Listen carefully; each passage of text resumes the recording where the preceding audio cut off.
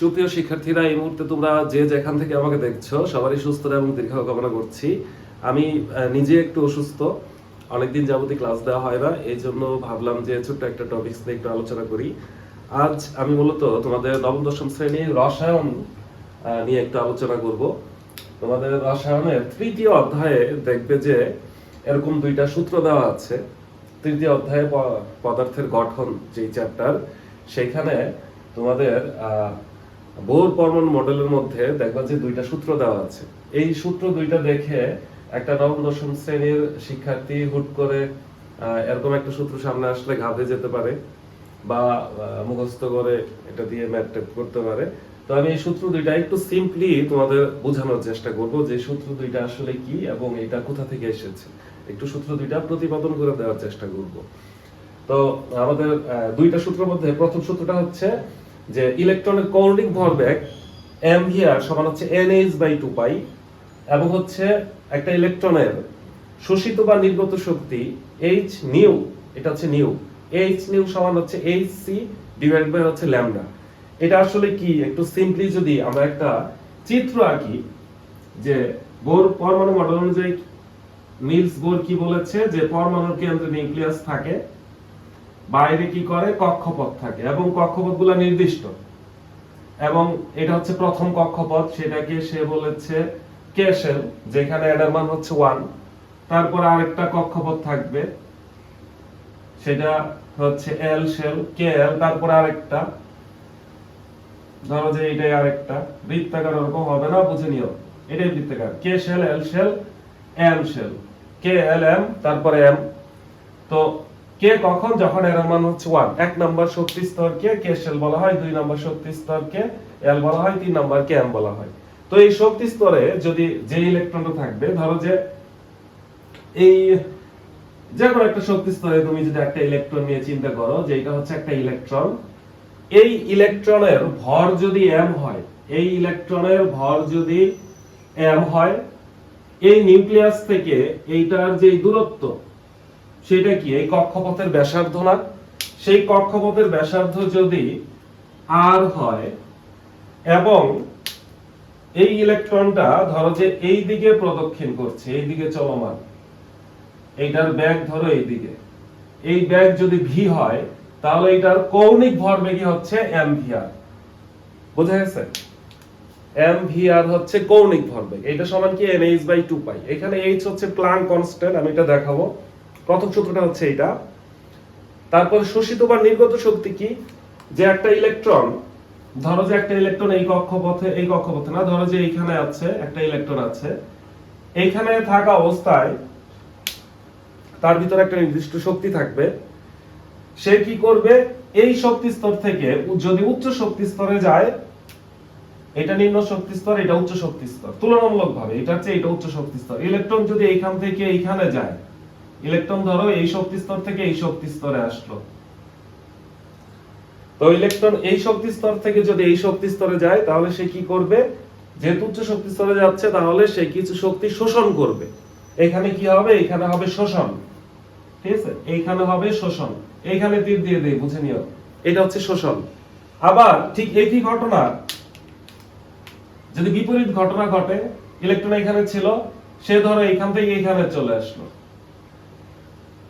তাহলে সে উচ্চ শক্তি স্তর থেকে তুলনামূলক নিম্ন শক্তি স্তরে চলে আসলো না, তখন সে কি করবে, সে ইলেকট্রন বিকিরণ করবে, সে ইলেকট্রন বিকিরণ করবে বা নির্গত করবে। এটা হচ্ছে দ্বিতীয় কনসেপ্টটা। শোষণ করবে কখন, যখন নিম্ন শক্তি স্তর থেকে উচ্চ শক্তি স্তরে যাবে, তখন সে কিছু শক্তি শোষণ করবে। আবার যখন উচ্চ শক্তি স্তর থেকে নিম্ন শক্তি স্তরে যাবে, তখন সে কিছু শক্তি কি করবে, নির্গত করবে বা বিকিরিত করবে। এই যে শোষিত বা বিকিরিত শক্তি, এইটার পরিমাণে হচ্ছে h নিউ সমান হচ্ছে hc/ল্যামডা। এটা ই দিয়েও লেখা যায় যে ই সমান হচ্ছে hc/ল্যামডা।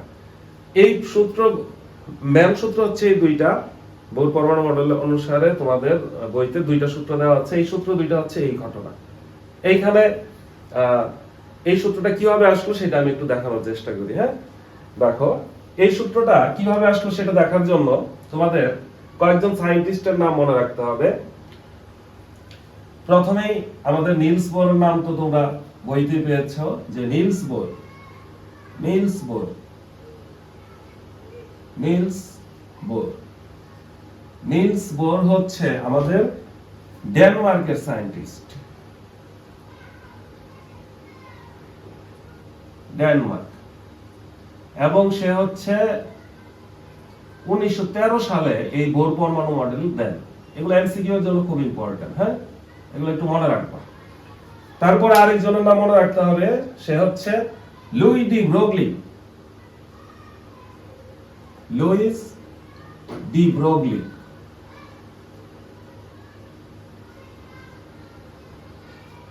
লুইস ডি ব্রোগলি সে হচ্ছে আমাদের ফ্রান্সের নাগরিক।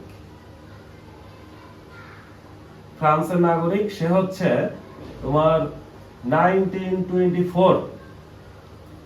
1924 সালে সে এই একটা ইলেকট্রন সে যে কক্ষপথে ঘোরে, দেখো আমি একে একে বলি আর কি কি বলেছে।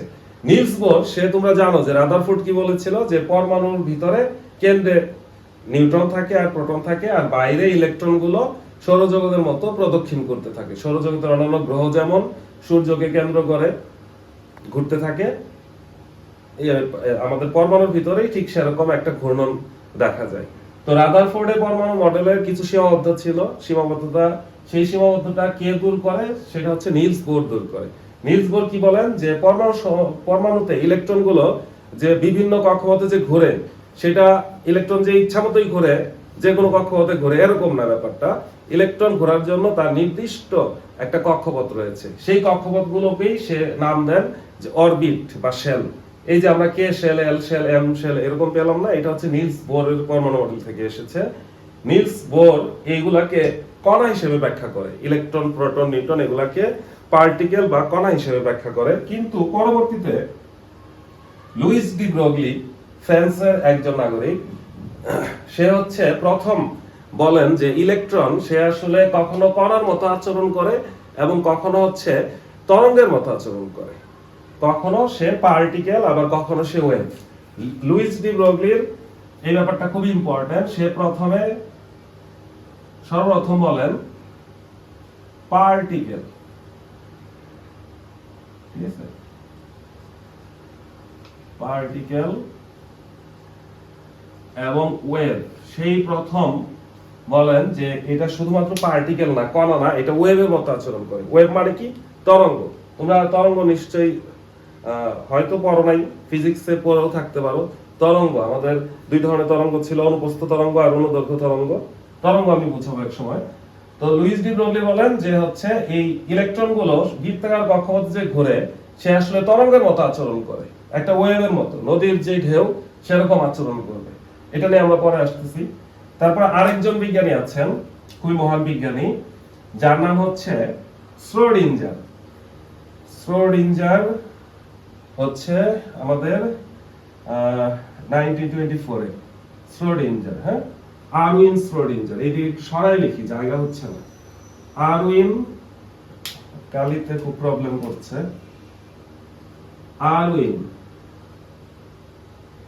Irwin Schrodinger.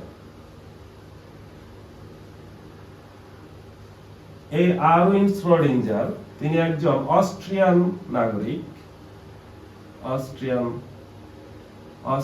হ্যাঁ, অস্ট্রেলিয়া কিন্তু না, অস্ট্রিয়া। এবং হচ্ছে সে 1926 এ একটা সূত্র প্রদান করেন।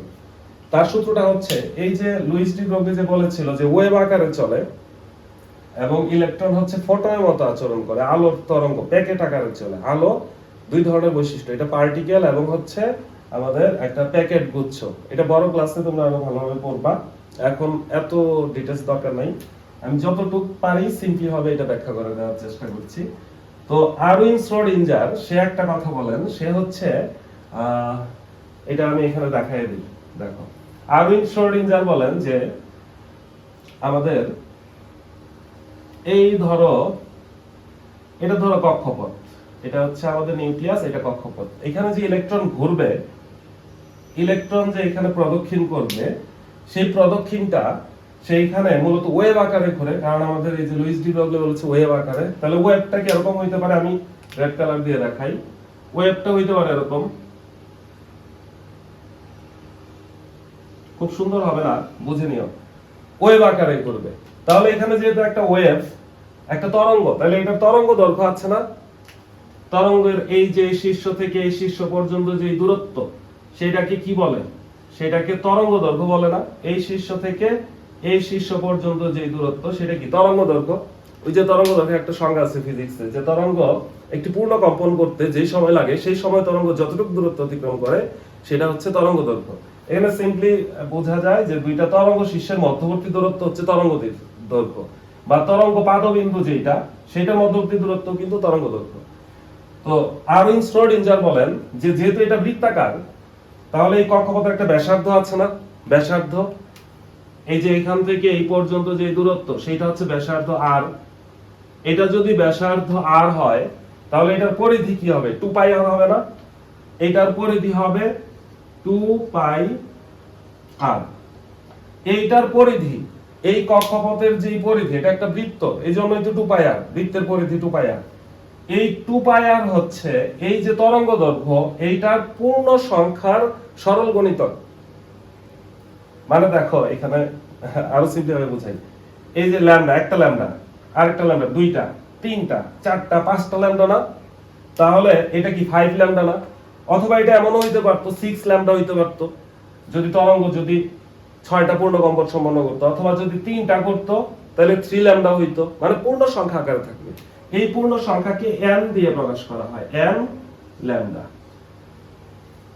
বুঝছো যে আরউইন শ্রোডিঞ্জার বলেন যে 2 পাই আর, আর যেখানে কি এই কক্ষপথের ব্যাসার্ধ, পরিধি কত 2 পাই আর, এই পরিধিটা কি হবে, আমাদের যে তরঙ্গ দৈর্ঘ্য ল্যামডা, সেইটার একটা পূর্ণ সংখ্যার গুণিতক আকারে হবে। বুঝছো, 2 পাই আর সমান হচ্ছে কি n ল্যামডা। এটা আমাদের লাগবে, হ্যাঁ, এইটা লাগবে, ওই সমীকরণটা আনার জন্য এটা লাগবে, দুইটা আনার জন্যই লাগবে। তারপরে দেখো খুবই চমৎকার একজন সায়েন্টিস্ট, গুরু, সে হচ্ছে ম্যাক্স প্লাঙ্ক। ম্যাক্স প্লাঙ্কের নাম হয়তো শুনেছো, ম্যাক্স প্লাঙ্ক। উনি হচ্ছে জার্মান নাগরিক, হ্যাঁ, জার্মানিতে জন্মগ্রহণ করেন, জায়গা নেই, এইটুকুই লিখলাম। ম্যাক্স প্লাঙ্ক সম্পর্কে বিস্তারিত জানতে হলে একটু গুগল করে নিবা, জানতে পারবা। তো ম্যাক্স প্লাঙ্ক তিনি কি বলেন, যে এই যে ইলেকট্রন এই কক্ষপথে যে প্রদক্ষিণ করছে এই ওয়েভ আকারে, এই ইলেকট্রন আমাদের এই যে এখানে যে এক শক্তি স্তর থেকে আরেক শক্তি স্তরে যাচ্ছে, এটা থেকে এটাতে নেমে আসতেছে, তো এই যে ওঠানামার সময় এটা যে ইলেকট্রন যে শক্তি নির্গত করে বা শোষণ করে, সেটা হচ্ছে এই যে তরঙ্গের কম্পাঙ্কের সমানুপাতিক, কম্পাঙ্কের সমানুপাতিক।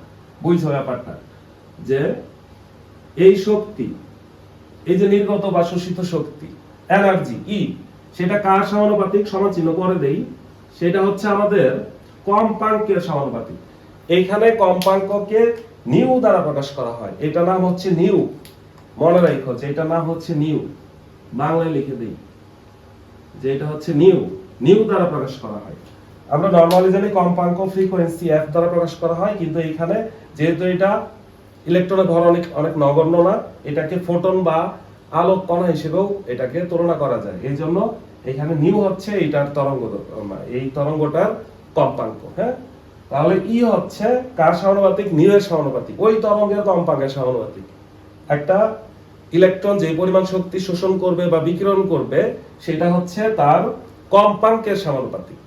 তাহলে এই সমানুপাতিক চিহ্ন যদি আমরা সরাতে চাই, তাহলে এখানে একটা সমানুপাতিক ধ্রুবক আনতে হবে না।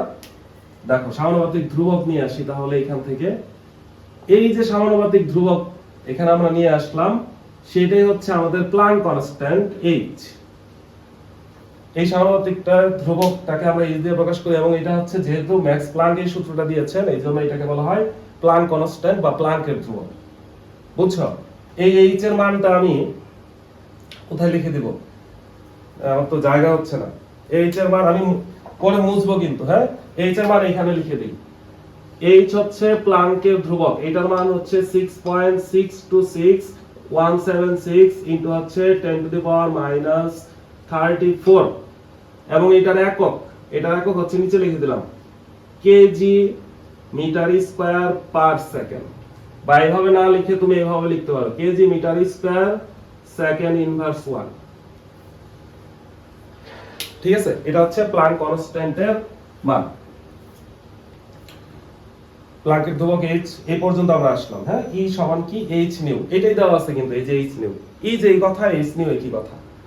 আবার দেখো এটা যেহেতু একটা ফোটনের মতো আচরণ করতেছে, আলোর মতো, তাহলে আমাদের আইনস্টাইনের বিখ্যাত সমীকরণটা তোমার মনে আছে?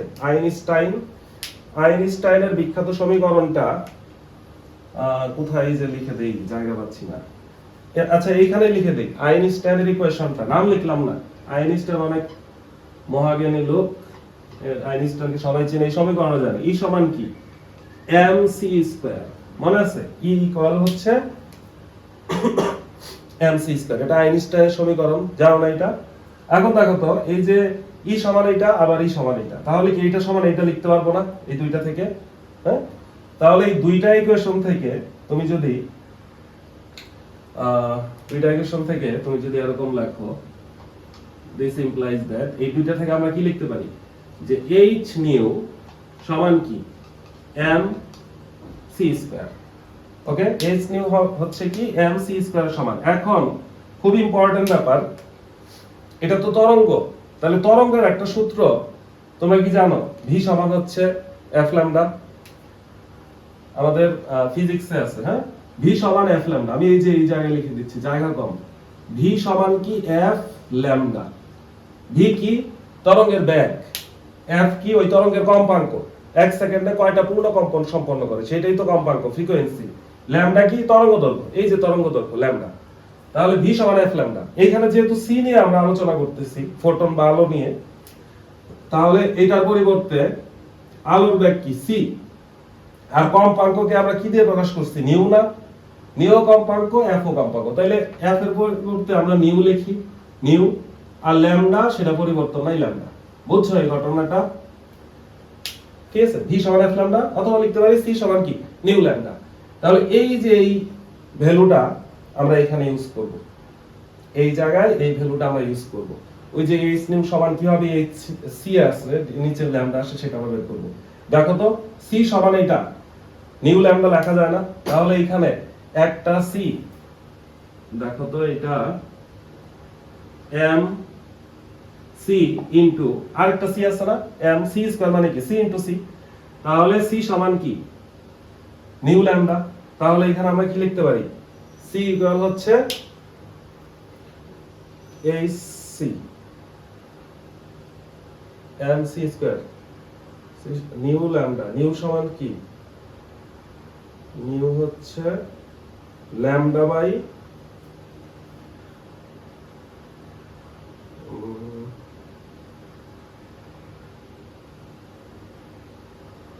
আমাদের কি কোনো কিছু ভুল হয়েছে? ভুল তো হওয়ার কথা না। ও এই যে নিউ, আমরা নিউ এর মান বসাবো এখানে, সি এর মান কেন বসাইতে যাব? দেখো নিউ এর মান বসাবো, I am extremely sorry for that. আমরা এখানে সি এর মান কেন বসাবো? আমরা নিউ এর মান বসাবো। দেখো তাহলে এখান থেকে আমরা কি লিখতে পারি? এইখান থেকে আমরা একটা জিনিস লিখতে পারি না? দেখো তো এখান থেকে নিউ সমান কি সি বাই ল্যামডা লেখা যায় না? এই পাশে পাশ করলে নিউ সমান হচ্ছে কি সি বাই ল্যামডা। তাহলে আমরা নিউ এর পরিবর্তে আমরা সি বাই ল্যামডা বসাবো। এটা একটু এই পাশে বসাই দিই, হ্যাঁ বুঝে নিও। এই যে এইচ আছে থাকলো, নিউ এর পরিবর্তে আমরা লিখতে পারি সি বাই ল্যামডা। নিউ সমান হচ্ছে সি বাই ল্যামডা, আর ওই পাশে কি আছে এম সি স্কয়ার। ওকে, এবার দেখো এখানে আমরা কি পাই? সি বাই ল্যামডা বসাইছি, দুই পাশ থেকে যদি তুমি সি কেটে দাও, দুই পাশ থেকে আমরা সি যদি ভ্যানিশ করে দেই, তাহলে আমরা কি পাবো? দেখো তো এইচ ল্যামডা সমান কি এম সি না? ঠিক আছে, আচ্ছা এখন আমাদের 2 পাই আর সমান কি ছিল? এম ল্যামডা ছিল না? তাহলে এই ল্যামডার পরিবর্তে আমরা কি বসাইতে পারি? এই যে এখান থেকে একটা ভ্যালু আমরা নিয়ে এখানে বসাবো। দেখবা এখান থেকে ভ্যালুটা নিয়ে বসাইলেই হয়ে যাবে। এই যে এখান থেকে আমি এখান থেকে আরেকটা লাইন করে দেই, একটু ছোট করে, জায়গা কম বুঝে নিও। এই যে ল্যামডার পরিবর্তে আমাদের ওই যে প্রথম সূত্রটা দেখো ল্যামডা নাই, ল্যামডার পরিবর্তে আমরা কি বসাইতে পারি? এই যে এখান থেকে ল্যামডা রেখে n এই পাশে আনলে কি হবে? ল্যামডা সমান কি 2 পাই r ডিভাইডেড বাই n না? ওই মানটা এখানে বসায় দেই। দেখো ওই মান এখানে বসাচ্ছি, খেয়াল করো। বা h এই ল্যামডার পরিবর্তে আমরা কি লিখতে পারি যে 2 পাই r ডিভাইডেড বাই কি n সমান হচ্ছে m c। বা এটা গুণ হয়ে গেলে কি লব হর হয়ে যাবে, হর হয়ে যাবে না? তাহলে m উপরে চলে যাবে, nh বাই 2 পাই r সমান কি mc। বা r তো ওই পাশে নিয়ে যাও, nh নিচে হচ্ছে 2 পাই সমান r ওই পাশে গেলে কি mc r। এখন দেখো আমরা তো ইলেকট্রনের ব্যাগ নিয়ে কাজ করতেছি, এতক্ষণ যেটাকে আমরা c দিয়ে ডিনোট করেছি সেটা আসলে কি ইলেকট্রনের ব্যাগ না? তাহলে এখানে v দিয়েও ডিনোট করতে পারো। দেখো আমাদের সূত্র কিন্তু প্রতিপাদন হয়ে গেছে। আসলে এই সূত্রটাই হচ্ছে ইলেকট্রনের কৌণিক ভরবেগের সূত্র। এই যে প্রথমটা আমি কি বুঝাইতে পারছি? একটু এলোমেলো মনে হইতে পারে, কিন্তু আসলে এই সূত্রটা এইভাবে এসেছে। এই সূত্রের পিছনে অনেকেরই অবদান, শুধুমাত্র যে নিলস বোরের পরমাণু মডেলের থেকে এই সূত্র আসছে তা কিন্তু না। আমাদের আরউইন শ্রোডিঞ্জারের ইকুয়েশনটা মনে রাখতে হবে, ম্যাক্স প্ল্যাঙ্কের ইকুয়েশনটা মনে রাখতে হবে। ওকে, আমি বুঝাইতে পারলাম। এখন দেখো আমাদের এই যে একটা জিনিস দেখো, এই যে এই সূত্রটা শোষিত বা নির্গত শক্তি সমান যে এটা কিন্তু আমি দেখাইনি, আমি একবার লাস্ট সূত্র পর্যন্ত প্রমাণ করে ফেলছি। ওইটা একদম সিম্পল। এই যে h নিউ সমান এটা কেন আসে দেখো, E সমান কি h নিউ। এটা এর ভিতরে আমি অন্য একটা কালার দিয়ে দেখানোর চেষ্টা করি, যদি আমার কাছে থাকে। অন্য কালার সম্ভবত নাই, ঠিক আছে, আমি দেখাতে পারতেছি না। অন্য কালার দিয়ে আমি তোমাকে এইটা একটা একটু মুছে দেখায় দেই। হ্যাঁ, একটু ক্লিয়ার করে।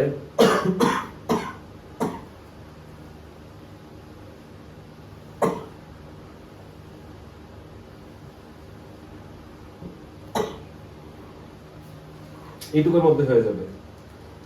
দেখো যে আমরা কি জেনেছিলাম ম্যাক্স প্ল্যাঙ্কের তত্ত্ব অনুসারে, যে ই সমানুপাতিক ছিল নিউ, বা ই সমান কি, ই হচ্ছে আমাদের প্ল্যাঙ্কের কনস্ট্যান্ট আসবে h নিউ। এই যে h নিউ এটা কিন্তু দ্বিতীয় সূত্র, এটা কিন্তু এই সঞ্চিত বা নির্গত শক্তি। এবার দেখো h নিউ সমান কি c বাই ল্যামডা না? নিউ সমান c বাই ল্যামডা না? তাহলে নিউ সমান কি লিখতে পারি আমরা? বা এখানে না লিখে আমি পাশে লিখে দেই। দেখো তাহলে h তো থাকলো, আর নিউ সমান আমরা কি লিখতে পারি? c by lambda. এইটাই আছে। দেখো এই যে hc নিচে হচ্ছে ল্যামডা, এই যে এটা হচ্ছে তোমার শোষিত বা নির্গত শক্তি। আমি কি বুঝাইতে পারলাম? খুবই সিম্পল, কিন্তু খুবই সিম্পল। দুইটা এমভিআরটা বোঝাটা বেশি ইম্পর্টেন্ট। এটা একবার সিম্পল একটা জিনিস। এইচ নিউ মানে কি? কম্পাঙ্ক সমান কি? বেগ বাই তরঙ্গদৈর্ঘ্য। এটাই বসায় দিলে এইটাই চলে আসে। এখন এইখানে কিছু মান তোমাদের মনে রাখতে হবে, সেটা হচ্ছে প্ল্যাঙ্ক কনস্ট্যান্টের মান মনে রাখতে হবে, প্ল্যাঙ্কের ধ্রুবক, আর হচ্ছে ইলেকট্রনের ভরের মান। এটা হয়তো তোমরা জানো, খুবই সিম্পল একটা মান। ইলেকট্রনের ভর কত? 9.11 ইনটু হচ্ছে 10 টু দি পাওয়ার মাইনাস 31 এত কেজি। এটা হচ্ছে ইলেকট্রনের ভর, ঠিক আছে। তারপর হচ্ছে তোমার এই যে ব্যাসার্ধ, সেটা দেওয়া থাকবে, যে নিউক্লিয়াস থেকে ওই যে কক্ষপথ সেটার যে দূরত্ব বা ব্যাসার্ধ, ওই কক্ষপথের ব্যাসার্ধ আর সেটার মান দেওয়া থাকবে। দিলে তুমি সুন্দর করে বসায় দিতে পারবা। ব্যাগ হয়তো বের করতে বলবে বা দেওয়া থাকবে, ইলেকট্রনের ভর এটা বসায় দিবা, এইচ এর মান ওইটা বসাবা। আর পায়ের মান কত? পায়ের মান হচ্ছে 3.1416, ওই মানটা বসায় দিলে হয়ে যাবে। আর এন হচ্ছে কক্ষপথের সংখ্যা, কত নাম্বার কক্ষপথ। 1 নাম্বার হইলে এন এর মান 1, 2 নাম্বার হইলে 2, 3 নাম্বার হইলে 3। একদম সিম্পল ব্যাপার। হ্যাঁ, তো আমাদের এই ছিল আজকের আলোচনা। আমি একটু অসুস্থ, এই জন্য হয়তো ভালোভাবে বুঝাইতে পারি নাই। ক্ষমাসুলভ দৃষ্টিতে দেখো, আমার জন্য দোয়া করো। ভালো থেকো, আল্লাহ হাফেজ।